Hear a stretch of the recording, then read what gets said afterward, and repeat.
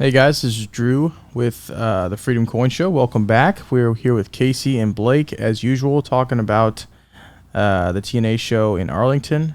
And I don't know, it was a good show, but there are some things that we picked up on that wanted to talk a little bit about the market also and how it reflected the show. I think that everyone's perspective is interesting and different, and it's really worth talking about. And I don't know. It's going to be an interesting podcast for sure. Fri Sat.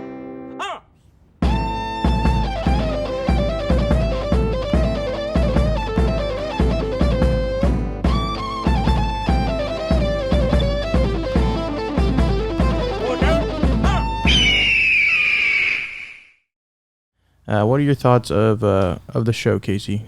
Just your initial thoughts of everything. It was an interesting show. There was a lot of competition with the show in the local area. I think with the kids getting out for summer, there was a lot of people going on vacation and trying things out. For example, Six Flags not too far away. But overall, it was a good learning experience. I would have liked more general public, but beggars can't be choosers. Yeah, so this is our second time setting up at a coin show, and second or third? Third, yeah.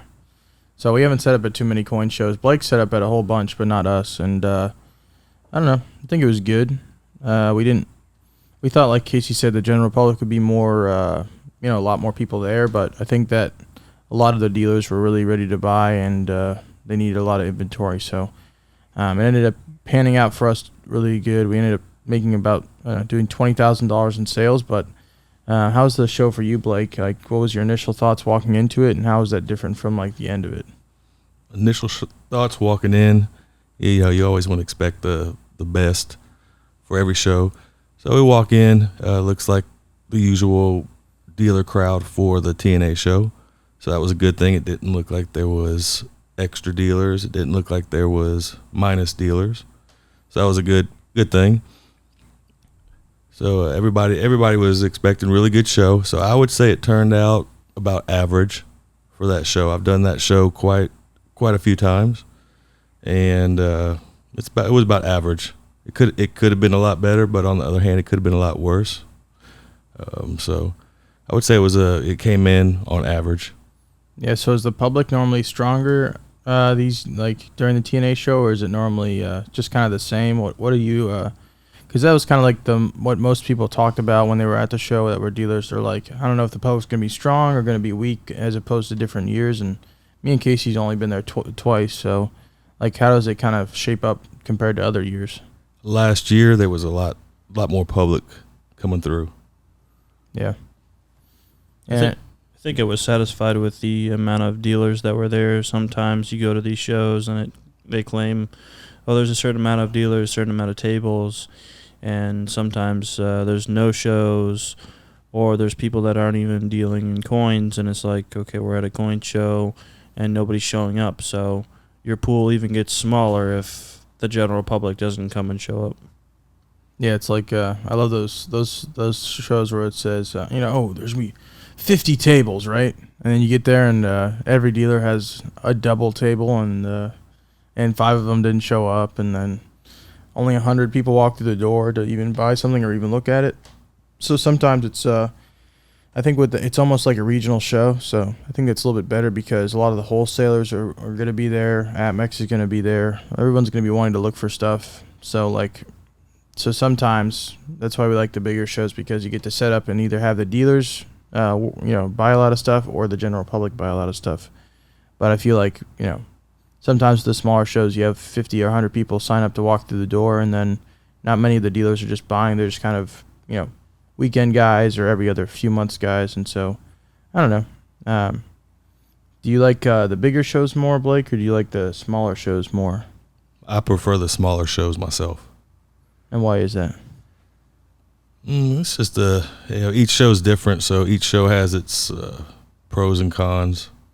Usually the smaller show, the dealer to customer ratio is much greater. We pick and choose which small shows we go to, so there could be some small shows out there where only a handful of people come in. But for the most part, the shows we go to, I see the dealer to public ratio is a real good number, and I like that. And as being a seller at the coin show, that's something that I look for. At the TNA show, I would say it was a really good dealer to dealer show, where it was an average public. Hey guys, just wanted to stop the podcast for just a moment and ask if you guys are enjoying today's podcast, please leave a like. That means so much to us. We'd reach out to more people and get them excited about talking about the hobby. Make sure to comment your thoughts about the TNA show if you went, and also your thoughts about the market. That would be very interesting for us. And subscribe if you're new. We're going to be growing this channel over time, talking about topics we really like. So let's get back to today's podcast. Yeah, I agree. How would we recently had the shirt show. How would the shirt show measure up to the TNA show as far as your expectations? Say the shirt show and the TNA both came in on a flat average this year. Yeah, or this go around. The shirt show is multiple times a year, but TNA is only once. Yeah, it was interesting to go to the shirt show last time. It was a lot very crowded. It was actually super crowded. What do you think, Casey? Was it kind of crowded? I mean, for a smaller show? In my opinion, I thought that there was more people in the other venue, the previous venue. Yeah, maybe because I know that we got confused. We drove there like an hour early and sat in that parking lot for no reason.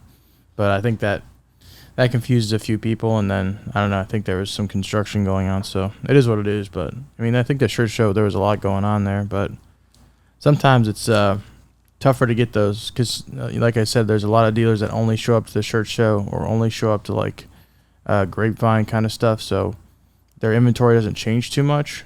So like if you're walking in as a dealer to a small show, it feels like you've seen the same people like for a long time and they don't really move too much inventory. So I think for the bigger shows, for me, I like it a little bit more just because I'm more of an aggressive buyer there than I want to be an aggressive buyer there rather than like an aggressive seller most times, if that makes sense, because you're always trying to find more inventory and trying to, I don't know, get more stuff for people, for our client base. But what would you say a majority of your sales were in at the TNA show, Blake? I know that we talked about that over dinner one night. It was pretty even. If I had to spread it across the board, it was actually pretty even between collector coins and the bullion side. And something interesting we noticed on the bullion side, there was a lot more interest in the high premium silver. Basically, people were going for the high premium specialty items over the generic bulk silver at this show, which was different, completely 360 from every other show.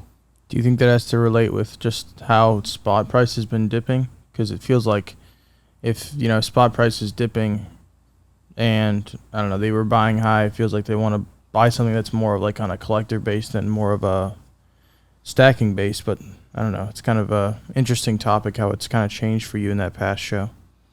Yeah, what I'm thinking is, since it is a once a year show, a lot of people come to this show to find hard to find items because there's a lot of dealers coming in from other states, other areas that have a different inventory. That's what I see most of the people at this show were interested in. I think individuals who buy precious metals, they're already buying every day or close to them or local or have somebody ships it to them. So I don't think that anybody was particularly waiting for this show to come through to buy bulk generic silver or gold. Yeah, because we were talking about at dinner too. It felt like there was a lot of people in the room that were willing to spend a lot of money, but like it feels like whenever, like I said, when Saturday comes around, everything kind of died out.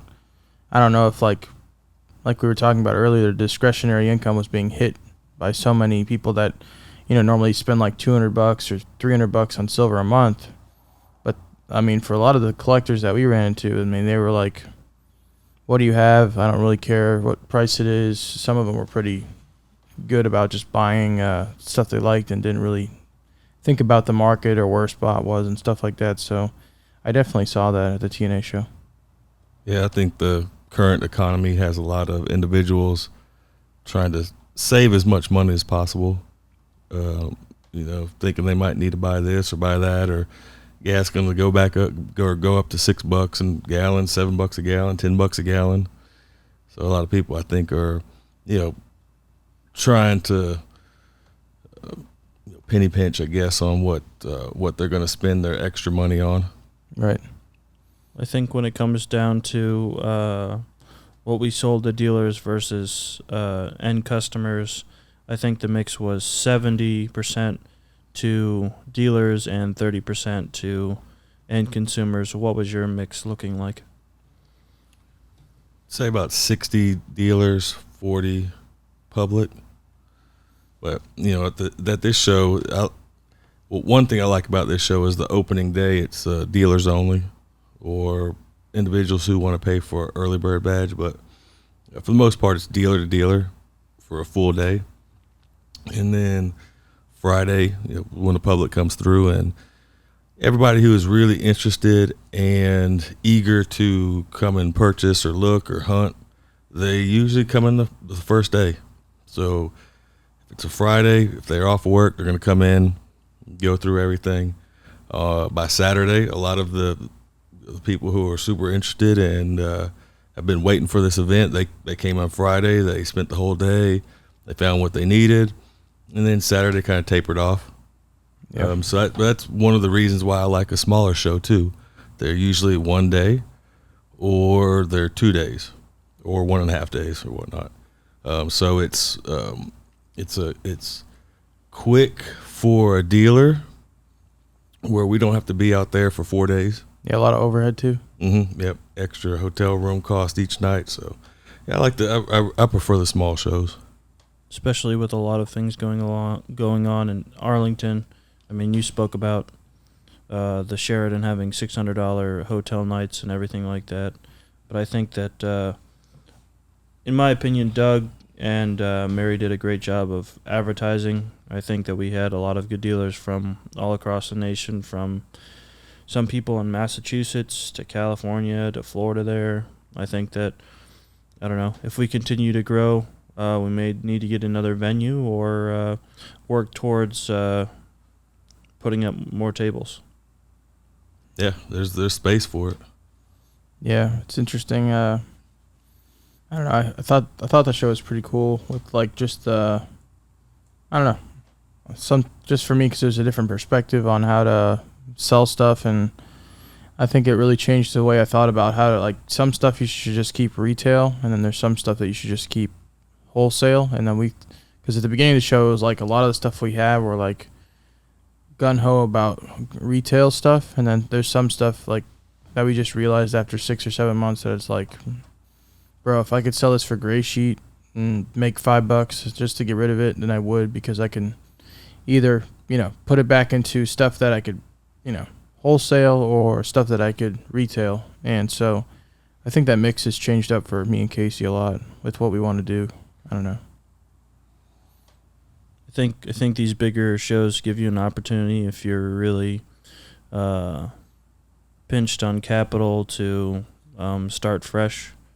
I mean, you will make a few mistakes and you will lose a little bit of money on some of the coins because you either bought high or what have you.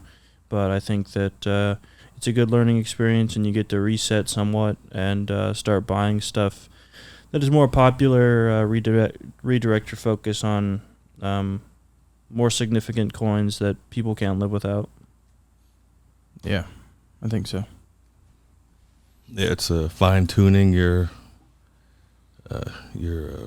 picks, your coins, your inventory that you bring to the show. You're gonna realize that certain shows, the customers ask for certain things repetitively.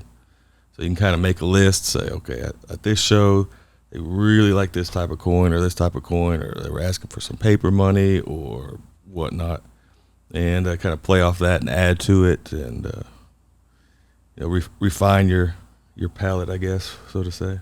Yeah, it was. I mean, we walked in the show and we had kind of a big deal that we were trying to work on, and it was going to be shipped in the few days after TNA. Came in today actually. So, but I don't know.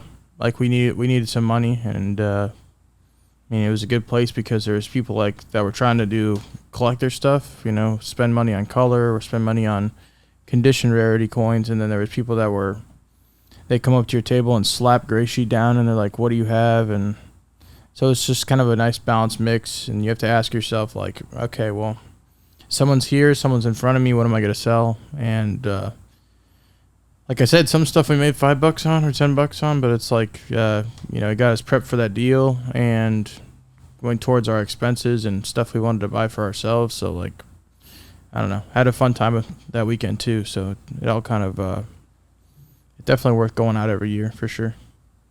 Well, I think we view this show as an opportunity to get rid of inventory that hasn't sold. So you go about buying collections and you think, okay, I'm going to get 30% on all of this, 100%. And the reality is, okay, you maybe get 30% or 20 to 30% on 70%. And then you've got stuff that just won't sell. And you take that and you break even or make a little bit of money, and then you just move on. I think, somewhat to switch topics, I think that the show was handled very well. I think that security was on high alert. I didn't see any issues whatsoever with the general public, or I didn't hear any issues of people stealing things. I mean, what was your thoughts on security? The gentlemen that do the security at that show, they've been in the business a long time. They know their stuff, and they're on point, and they don't skip a beat. It's very interesting to get to watch them work. They're dressed plain clothed officers, and they have their eyes out in their team, and it's interesting to get to watch them work. I know, dealers know who they are, but some of the general public won't know who they are. And just see how they work, see how they operate, see where they're looking, see where they're standing, see who they're talking to or not talking to. That's pretty interesting, getting to see what they do. But on that topic, the show was, I feel, 100% secure as a dealer. Yeah, and we talk about security, but me and Casey, I mean, we take everything out of the show. Feel like I don't know. I feel like, there is security, and they've been in business a while, and that's good. But for me, it's like, I don't know. Sometimes it's like, do you leave all that stuff in someone else's hands, or they've been in the business for 20 years, but sometimes, what if that one mistake that they might make ends up being your case, So it's kind of like we like to carry the coins and take them with us and keep them secure, and we come locked and loaded too. So it's I don't know. I feel like even though there is security at shows these days, I think it would make their job a little bit easier if everyone kind of thought of it like a little bit more protective. There's a lot of people, or a lot of collectors and dealers that have been doing it for a while, and sometimes that gets them a little bit used to the norm of not being taken advantage of or not being stolen from. So, I mean, if anyone's listening to this, I would say, like, I don't know, I think your day might happen, a day might come where someone wants to take advantage of you, but if you were playing it right the whole time, it'd be easier for you to, avoid stuff like that, Yeah,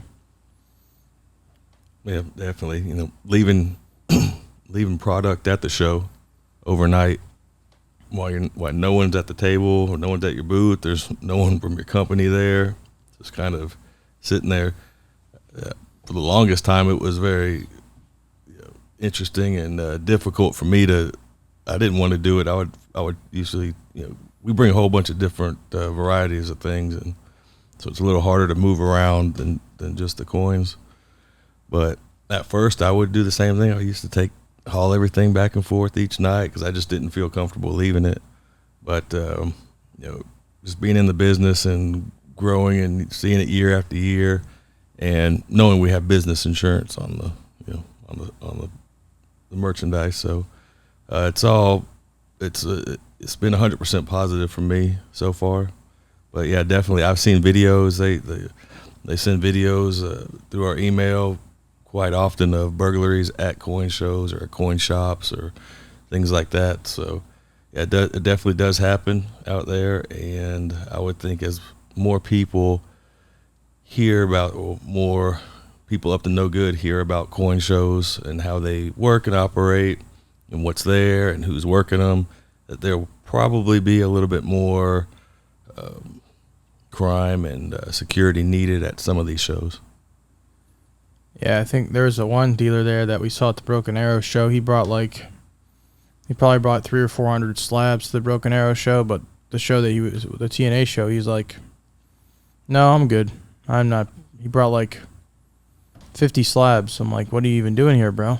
You know, but I understand his what he's kind of holding in terms of not wanting to leave it at risk. I'm not sure if he has business insurance. His name's like Robert. I don't know if Robert. I don't think it's Robert Hall. I don't know, but he's pretty stern about keeping stuff either at home or taking it to a show. I don't know. He's a cool guy though. Hopefully, I could see him at the Broken Arrow show. Well, it might be in relation to where he lives. I mean, you don't know if he feels more safe if it's 5 or 10 miles or 20 miles from his house versus 300 or 400 miles down the road. Yeah, and a lot of that, and sometimes people like ask and make judgment calls and like worry about why is this dealer doing this, but I mean, the guy's probably been in the business for 20 years, so he probably just has certain things that he implements, and you never know what a dealer is probably. Sometimes you get it rough in the business with things that happen to you, and then that changes your perspective. So, Blake, what are your thoughts on the amount of inventory? Drew and I have talked about this in relation to some of the videos we've been seeing with thieves taking coins and collectibles out of people's cars. Our rule is, okay, if we can take it in one trip, that's about our max, because the more trips, obviously, you take to your vehicle, the more apt you are to an issue. Yeah, definitely. There was a gentleman up in... is it Omaha? Yeah, Omaha. Yeah, I sent y'all the link in the video. He wasn't prepared and took some pretty irresponsible steps when loading his car from a coin show, and his car was robbed. So yeah, if you can make it in one trip, that's the best. If not, I would recommend having a partner, somebody stand there and watch your vehicle, or the stuff is in your vehicle still, while you bring your first load in, second load in, third load in. Just have eyes on the vehicle while you're not there, till everything's out the vehicle and loaded in the coin show, and you can go from there. Well, I mean, I don't think that there's a limit to the size of the dolly or cart that you can use. I mean, as long as you can get it in on one dolly or a cart, I mean, you should be fine. I mean, you guys had quite a bit of inventory, and I didn't see you take more than, I think, one trip to the vehicle. I thought it was all on one dolly coming in, and maybe a few backpacks on your back, but yeah, it's pretty maybe 2 loads. Yeah, that's the thing about slabs for us. It was like one little roller and then a backpack. I mean, it's a lot easier sometimes than moving, but we had cases we paid for too, so yeah. But a lot of dealers try to get it all in one go, and they're all on pretty high alert. I know that Rodney Livingston, he did everything because a lot of them got there like an hour before the bay door opened, so they already had like 50 dealers just standing there, so in case anything happened to their stuff, but they got it all right up against the bay door, so they didn't have to go for 2 trips at all. So, well, I guess if you're going to make multiple trips, and this is, I guess, common sense, but sometimes common sense is uncommon. I mean, when you go to load your stuff into the show, Blake, I mean, what's on your first load? Just, I guess, for people that are unaware of unloading inventory and stuff like that. Yeah, typically anything that's in the bed of the truck, just to get it out of sight It's if it's sitting in the bed of your truck, it's in somebody's line of sight somewhere if they're around. So usually stuff out of the bed goes in first. It's usually the most valuable stuff that people can pick up easily, and you'd lose $500 here, $1,000 there, cash, your protection, stuff like that. Yep. So Christy usually stays in the truck, and when I go unload it, and then I'll come back out. She'll help me load the cart up, then we'll go in. And so I always have, you always want to have a set of eyes. And usually at most of the coin shows we go to, the security at the coin show is standing at the loading or unloading dock area for the show. So that's always an extra set of eyes, so that helps. But yeah, and I think at the TNA show there was a very good loading and unloading area where the security could see. Yeah, they could see everybody. 40 to 50 vehicles if need be, all at the same time, and watch and see. He had a good vantage point.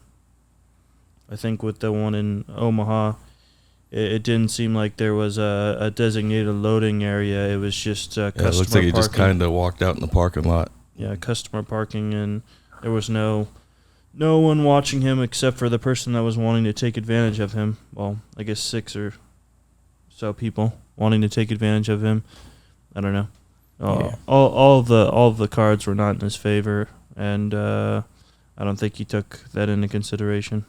Yeah, it's most shows want to have 2 entry points when they go in. I mean, a lot of the dealers, when they come to the back door, it's like, oh yeah, I didn't know that was an entry point, right? And that's what most thieves are going to be looking for. You know, if it's really easy, they just drive by and go, man, I could be parking and trying to scout out a whole booth when it's all set up, or I could just wait until this dealer pulls their stuff out and walks in the same entrance I do, right? So it's good to have 2 points of entry rather than just having 1 point of entry to set everything up, I think. Well, I mean, my thing is, what's I think different with us is we had a dealer-only entrance and a customer-only entrance, and the dealers would prefer the secluded, the secure entrance, and the customers were only allowed to come in one way. I think if you have an entrance that is available to both parties, I think that there's a higher likelihood that people are able to watch and see what you're bringing in. And I think thank God the situation didn't get violent, because if you do go to stumble upon a situation where people are going to steal from you, guns may come out, or you may get hurt, you may get hit by a car. I'm thankful that situation didn't happen, because when you're talking about $50,000 to $100,000, that can escalate very quickly because people don't want to be locked up. Yeah, well, it's it's strange because you don't know what people do with certain opportunities, right? It's like those people, or some people that take advantage of other people, they could be just driving by the coin show and go, or they could know that when they go to the coin show that it's just an easy opportunity, right? Like we were talking about it a few weeks ago, there was a kid that stole $1,000 from a different dealer online just because it was easy pickings. It was something that he knew that would be done, right? And so it's like just, I don't know, I feel like there's people that if you gave them an opportunity alone, they would take advantage of you, but you don't know that until that opportunity happens, right? And so I feel like if there's more precautions in place, there's less people that will go, let me seize that opportunity, even though on a normal day when everyone's around them, they wouldn't do it. You know what I mean? I don't know. I think that we're so used to the ruthlessness of coin dealing, and I think that there's good people and I think there's ruthless people. I don't think that either party is bad or good. I think that it's necessary that we have both within the space, but I think if we go to compare the ruthlessness of some coin dealers, and I use ruthlessness, I guess, lightly, because, I mean, they're not doing anything wrong. They're just excellent negotiators and good at what they do in business and everything like that. But I think the ruthlessness that we see within coin shows is on a completely different and less threatening level than when it comes to thieves that are out to possibly steal, kill, and destroy. And I don't know. I don't think that some of us are not prepared for it, and some people are in, I don't know, la la land, affectionately. Yeah. So what were some of the things y'all liked about this venue? It was a pretty good venue. Nice, clean restrooms. Again, well lit, good security. I think with more people actively walking around, because we did have another event going on, the more eyes. I think when somebody's wanting to take advantage of somebody else, it has to be in seclusion or without a lot of public. So I think that overall it was a good venue. Doug did a good job. Doug and Mary. What are your thoughts, Drew? Yeah, I think the same thing. I mean, all those things were pretty good. It was all well lit and everything, and I think that would have been a little bit easier. Is like it was hard to tell people where you were if like they were wanting to come in and see your booth. It's like they're like, okay, well, what table number are you? It's like if you didn't have that red slip that they gave you at the beginning, and they wouldn't be able to tell really what row you were on. So maybe something in the future they like hang up banners for people to like know where you're at. But apart from that, a lot of the stuff was pretty good. The way they had everything set up, and they had stuff displayed for the kids that would come in, and I think they were doing like giveaways and auctions too. So it's as far as everything going on, I thought it was pretty. Everything was really scheduled out good. What was your thoughts, Blake? Yeah, I like the venue. It's a good spot. It's the city's big. It's a big city's convention center, so there's a lot of space. There's a lot of walking space for customers. I don't like some of these shows you're crammed in. The tables are crammed in so close. The aisles, walkways for the customers are real small, and then there's chairs in front of each booth that some people are sitting in. Sometimes they leave them pulled out, so it's customers are tripping over chairs in some of them when there's not much walk room. But at the convention center, there's plenty of walking room for everybody. Really bright, real clean. I mean, there was lots of security. There was lots of uniform officers there as well, which was pretty good to see by the front. One thing that customers were asking about, where's table number 255? And without table numbers or anywhere, I just tell them I really have no idea.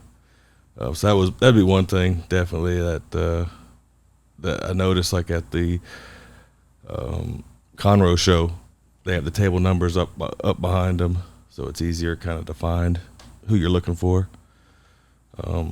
Yeah, there's something that you could like look over and see, kind of thing. Like they have banners that would either stretch across the room, like at Fun, or they would have stuff at like Conroe where it would be up against the wall. I thought just something so like people can, because there's some stuff like we use Instagram as a tool, so it's like, guys, come check us out at 11:06. Well, if I figured out we're at 11:06 on Saturday, nobody else knows what our 11:06 even is. So it's like, come find us, at our table. But well, I mean, going back to somewhat of a security aspect, if we're having an issue at table 11:06, right, and Doug's like, okay, I'm not that close by, I'll have another gentleman go over there, another security guard go over there. Okay, well, where's 11:06?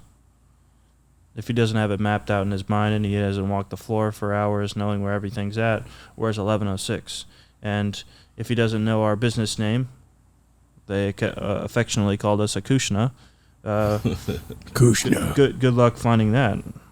That's funny. Yeah, there's a brochure pamphlet that they give, a little book when the customers sign up. And I believe it has a drawn out map, floor layout. That would probably be the only way that they're going to kind of figure out. Then they're going to have to count which, okay, they're the first table, second table, third table, fourth table down this row. But I think that was the way people were finding us, is the little map. I think what was pretty good, and you were talking about some of these crammed shows.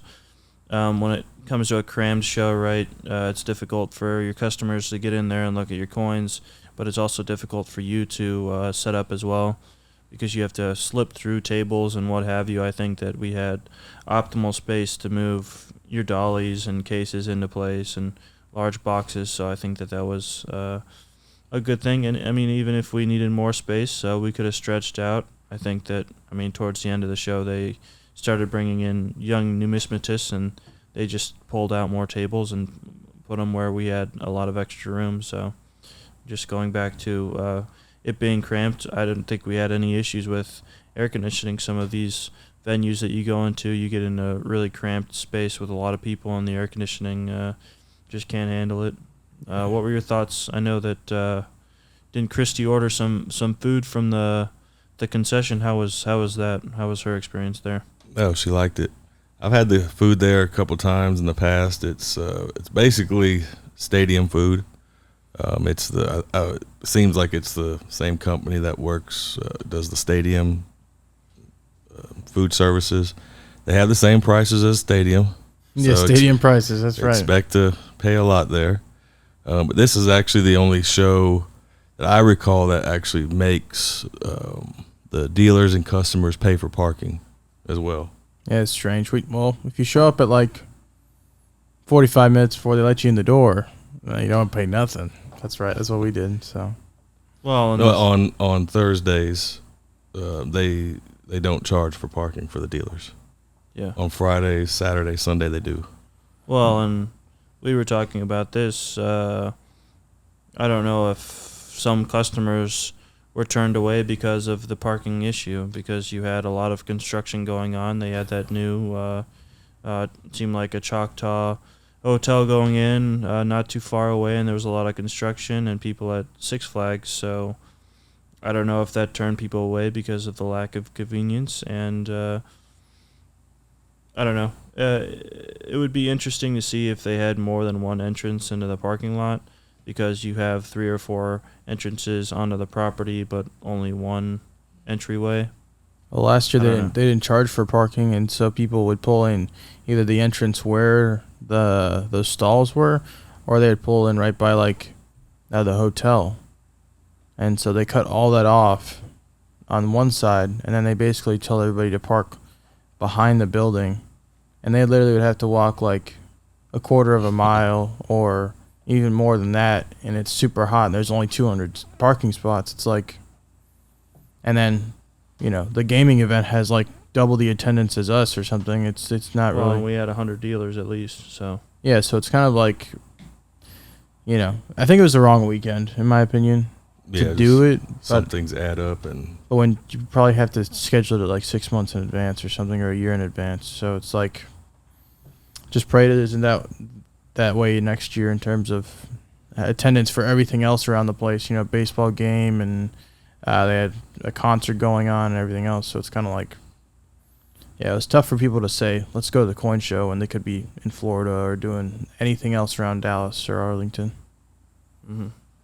And the hotel prices around the convention center in that area. In general, you didn't do too bad though. I got lucky. Sometimes I get real lucky, and Christy hates how I choose hotels and how I book hotels. We'll go to a coin show together. We're set up. We've done a lot of deals. We're about to pack it up for the day, and she asked me where we staying, what hotel, and I have to tell her, oh, let me book one real quick. And the look on her face said there's no hotel, nowhere to go. That's for sure. But does she give you? Is she mad when the hotel gives you an out? Now we're gonna have to pay $150 or $200 a night because you didn't schedule, and then you're like, oh, right here, just pulled it up, $108 a night, and then she's like, I go for the last minute deals, and sometimes they're really good, and sometimes they're just average or not good at all. But this one worked out real good. I waited to the last minute. We were about to leave the show for the first day, and just popped on there and looked, and there was a last minute deal on a hotel that was 3 minutes from the show. So what application do you use to hunt for hotel stays for people that are looking to book stuff? Usually hotels.com. They have a deal where if you book so many nights, you get night free, and usually we'll check multiple price sites. What in general, it kind of seems like either they're usually the same price, or I notice a slightly cheaper price for hotels.com. Now, I know we're kind of beating this dead horse about security, but on preference when it comes to where you stay the night, do you prefer staying as close as you can on site, or I don't know, we've talked in the past about this situation where a lot of dealers stay in the same hotel. What are your thoughts on that? I never will stay in the same hotel as the coin show unless it's kind of like it's kind of like the only option. Some cities that we go to for coin shows, there's not many hotels. If there are, they might be very, very sketchy hotels where you wouldn't even want to stay there. So sometimes it happens every once in a while. You have to stay at the hotel where the coin show is, but if I had a choice, 100% of the time, I would never stay at the coin show hotel. I would always drive away to a different location, because that gives you an opportunity to see if anybody's tailing you, if anybody's following you. It's super easy for someone to follow you from a coin show that's in a hotel to whatever room and find out whatever room you're in. Yeah. Just by acting like someone who's staying there. So I like to drive. I usually like to go, at least 10 minutes, 15-minute drive, so you can kind of see, is anyone following you? By that time, you should be able to tell if there's somebody tailing you of driving. Sometimes you have to stay 20 minutes away, 30 minutes away. But every once in a while, like this time, we kind of got lucky to get a really cheap price on a hotel, and on the flip side, it was really close to the venue, so that takes some of the security aspect away on seeing if anyone's tailing you. But that was kind of like a only option. Everything else was double or triple the price in that area. Now, it was my understanding that you were also looking at Airbnbs as a possible option. Where did they measure up in comparison to the insane prices that we saw? Yeah, every once in a while, I'll always check Airbnb. If the hotels in the area or just seem real expensive, I'll just pop on there and see if anybody's renting their house or their apartment out or anything. Some people have guest house in their backyards, and they're kind of like a little mini house. And it's a place, a nice secure place, nice neighborhood, secure location. It's got all the amenities, so sometimes that's a good option. You can kind of make it, usually if it's an Airbnb, it's kind of more of a vacation style layout where more homey. Yeah, there's more options to do than just walk into a hotel room and go to sleep or whatnot.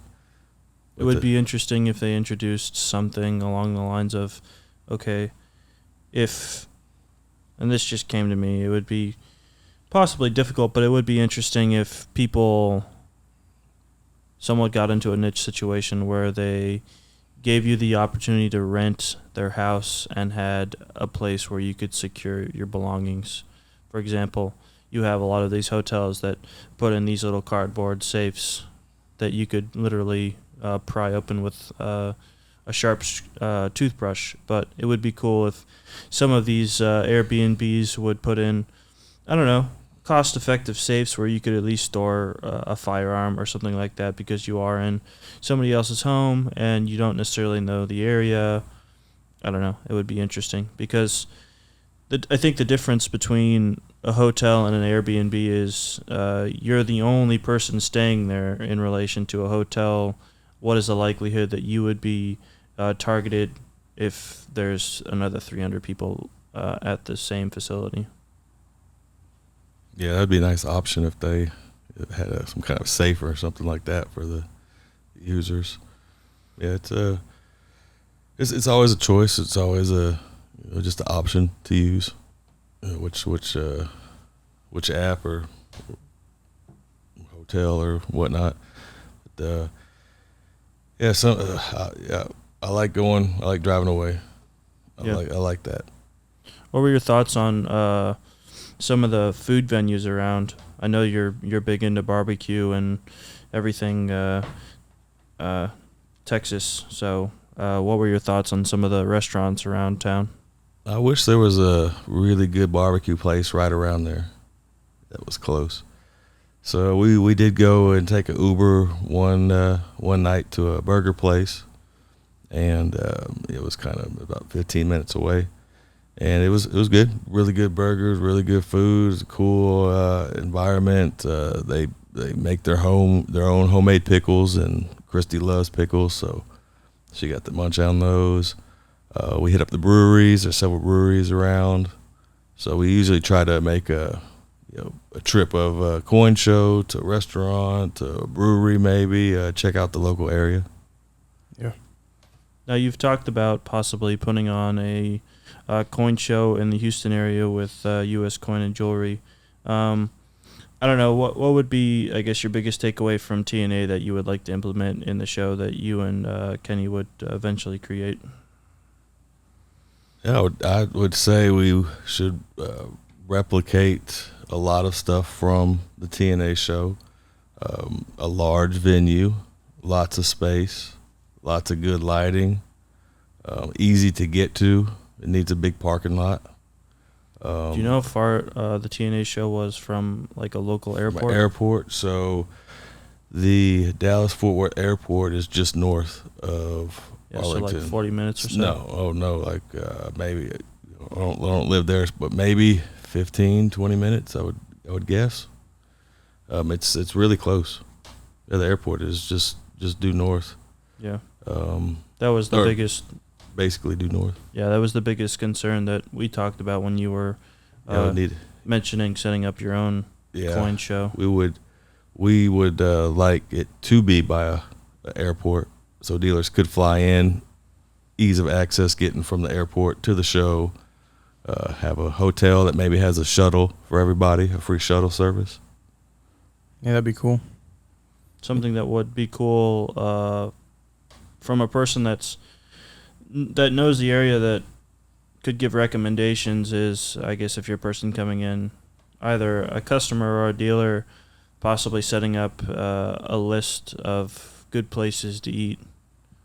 Oh, yeah. Like if you know the area and you know a really great barbecue place, you could send a list out or have a list for dealers, so maybe they could eat together, or they could stay out of trouble or find the best place to eat. I mean, because for certain restaurants and certain places of town, you want to, like, for example, we went to the Pecan Lodge, and I told another dealer, okay, if you're interested in barbecue, Pecan Lodge is a good place to go, but I wouldn't recommend going there after 8:30 when the sun goes down, because then it gets really sketchy. So I don't know, that would be something cool. Give recommendations on I don't know, even fuel, a safe place to fuel. I mean, we hit the safest gas stations on the way up to avoid any confrontations or anything like that with a lot of people. I don't know, that would be something cool to implement possibly in the future. Yeah, when you're a dealer and you're traveling, you got to stop to get gas. Got to stop to use the restroom, got to stop to eat.